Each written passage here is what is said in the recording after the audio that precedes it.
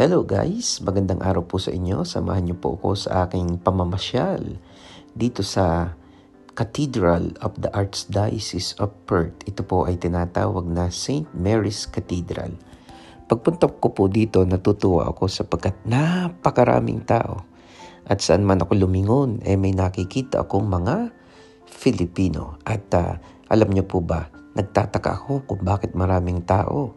Yung pala, mayroong First Communion. Alam niyo po ba, dito sa amin sa parish namin sa Albany, hindi po dito sa katedral dito sa amin sa Albany, sabi ko ay 4 na beses isang taon nakikita kong puno ang simbahan. At sasabihin ko sa inyo mamaya, pero pakinggan niyo muna ito.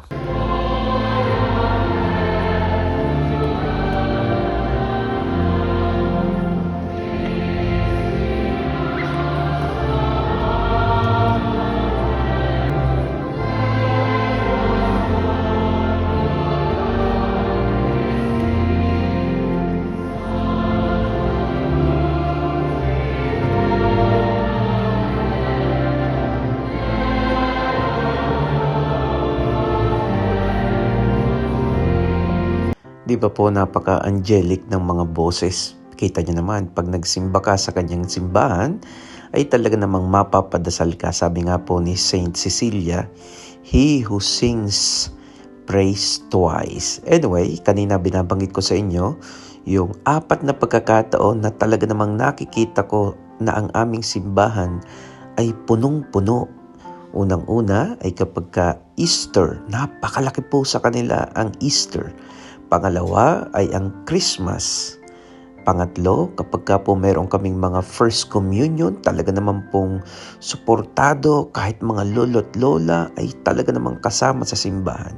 At pang-apat, kapag ka kumpilan, yun lang po yung tinatawag nilang talagang family event. Pero sabi ko nga, isang malaking pagkakataon din naman para talagang magkatipon-tipon ang pamilya. Kahit na nga sabihing hindi linggo-linggo, pero in as much as we want to, ay talaga na pong yun ang ipagdadasal at ating pinagsusumikapan na sana ay mas lalo pang dumami ang mga taong sumimba. Hindi lamang po maging mga nominal Catholics o yung sinasabi nating Katoliko lamang sa pangalan.